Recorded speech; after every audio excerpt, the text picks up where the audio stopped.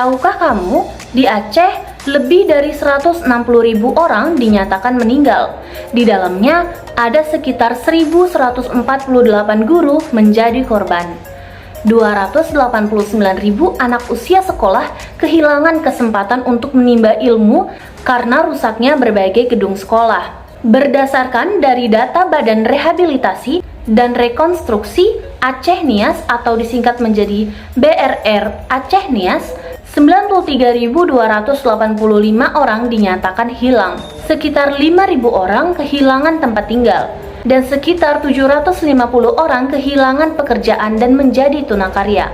Gempa bumi di Susul Aceh ini terjadi pada tanggal 26 Desember tahun 2004. Kejadian ini memberikan dampak yang besar bagi masyarakat dunia, khususnya bumi Aceh. Gempa dengan kekuatan 9 magnitudo ini sedikitnya memakan 250.000 korban jiwa di 11 negara terdampak.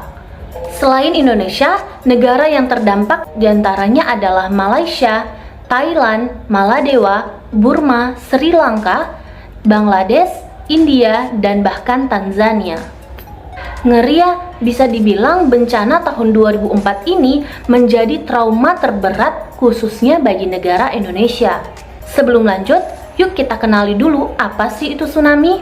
Tsunami adalah rangkaian gelombang laut yang mampu menjalar dengan kecepatan hingga lebih 900 km per jam, terutama diakibatkan oleh gempa bumi yang terjadi di dasar laut.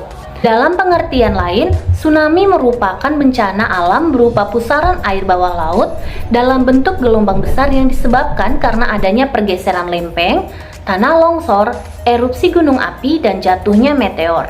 Kecepatan gelombang tsunami ini bergantung pada kedalaman laut.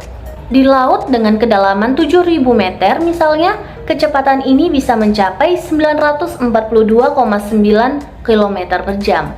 Proses terjadinya tsunami menciptakan gelombang yang memancar ke segala arah yang berhadapan.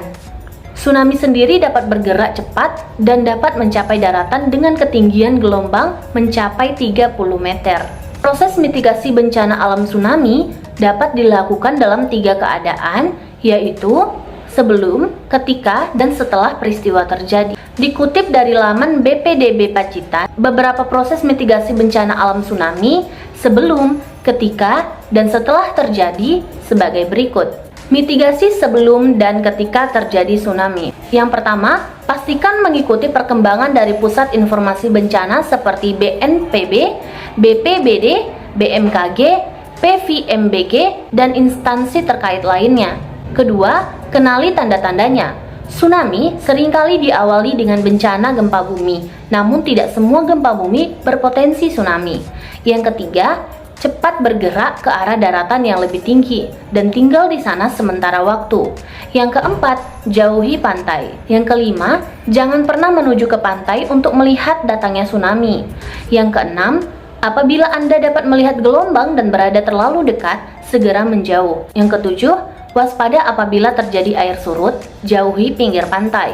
Yang kedelapan, jika di laut, segeralah ke tengah laut. Hal ini dianjurkan bagi mereka yang berada di atas kapal agar tidak ikut tersapu gelombang setelah gelombang meninggi. Mitigasi setelah terjadi tsunami. Yang pertama, jangan kembali ke pantai sebelum aman. Hal ini sering terjadi kepada masyarakat yang merasa sudah aman dan ingin segera menyelamatkan barang-barang yang dianggap penting sehingga mereka nekat untuk kembali ke wilayah dekat pantai. Yang kedua, jauhi area tergenang dan rusak sampai ada pihak berwenang yang menyatakan sudah aman. Yang ketiga, jauhi reruntuhan di dalam air. Hal ini sangat berpengaruh terhadap keamanan perahu penyelamat dan orang-orang di sekitar. Dan yang terakhir, utamakan keselamatan daripada barang-barang Anda. Kemudian ada beberapa hal untuk menanggulangi terjadinya tsunami, diantaranya sebagai berikut. Yang pertama, daerah pantai harus cukup lebar dan luas, serta ditanami tanaman pelindung. Yang kedua, daerah pemukiman ditempatkan di lokasi yang aman. Yang ketiga, dibuatnya bangunan pelindung seperti bendungan. Yang keempat, pelabuhan ditempatkan jauh dari pemukiman.